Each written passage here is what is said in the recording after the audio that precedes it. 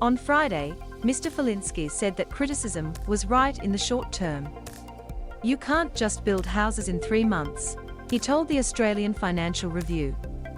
"But over the medium term, what you'd see is house prices coming back to what their long-term average should be. You'd start to see prices beginning to moderate within 2 years. Over 10 years you would start to see real changes, meaningful changes in affordability. The circumstances have changed from when it was first introduced." Jason Falinski MP on the BTR withholding tax. The report, tabled just 2 months before an expected federal election, takes an overtly partisan tone.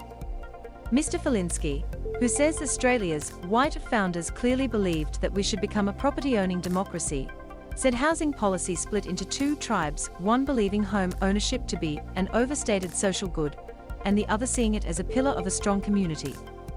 In turn, the 3 Labor members of the 8-person committee issued their own dissenting report, saying they did not accept a report that failed to define for whom housing affordability was being considered, failed to set out what would constitute success, and failed to acknowledge complexities of the market. The wide range of recommendations in the report include supporting changes made in 2018 to give banking regulator API to regulate lending by non-bank lenders, if that lending was a risk to financial stability.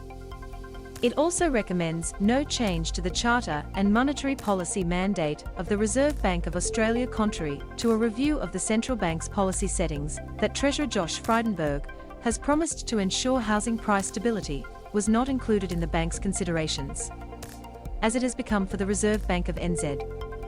The replacement of stamp duty with land tax should take place over time and should be guided by a separate federal government review into how states and territories could best manage the disruptions to revenue that would occur during such a transition.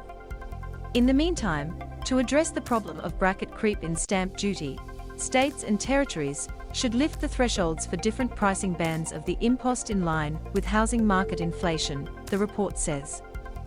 Mr. Falinsky said the ACT Labor government's 20-year effort to replace stamp duty with land tax had only embedded people's cynicism and entrenched a perception that stamp duty had remained even as land taxes had risen.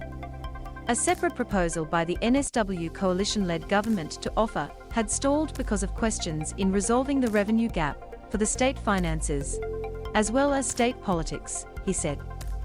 "There's a financial piece around how you fund the gap, the revenue shortfall, and because opposition leader Chris Minns has said he'll politicize it to gain votes," Mr. Falinsky said.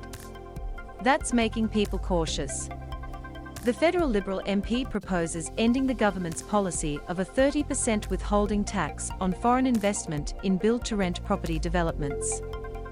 Greystar, the world's biggest investor in build-to-rent, last year said the withholding tax showed the government had an ideological opposition to the development of a commercial rental asset class. "The circumstances have changed from when it was first introduced," Mr. Falinsky told the Financial Review on Friday.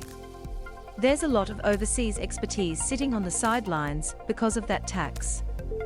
The cost of that is outweighed by the benefit. Keep negative gearing, release superannuation." The latest of what Mr. Falinsky said had been a fair few parliamentary inquiries into housing also says negative gearing should be retained, as the Australian Financial Review reported earlier this week, despite the nominal impact it had in pushing housing prices higher.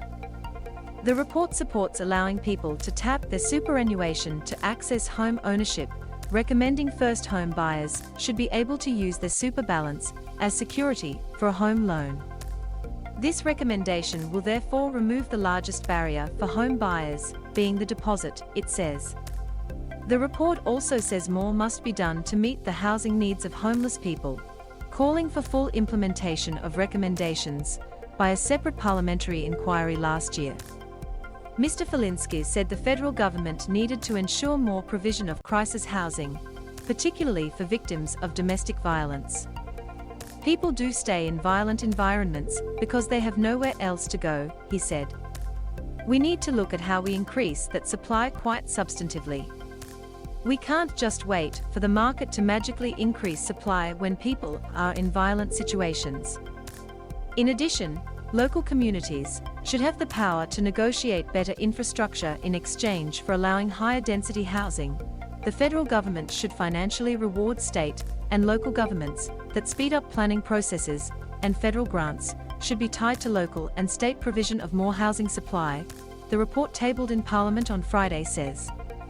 During the inquiry hearings last year, Nathan Dalbon, Chief Executive of the federal government's National Housing Finance and Investment Corporation, said there were a range of reasons for high prices. But Australia, as a country, had not set out what role, in a policy sense, it wanted housing to play. I think the stumbling point has been, what are the key objectives that we want to have with housing, Mr. Dalbon said. Whether it's renting or whether it's purchase, and working backwards from there in terms of what we think should be appropriate in delivering on those objectives.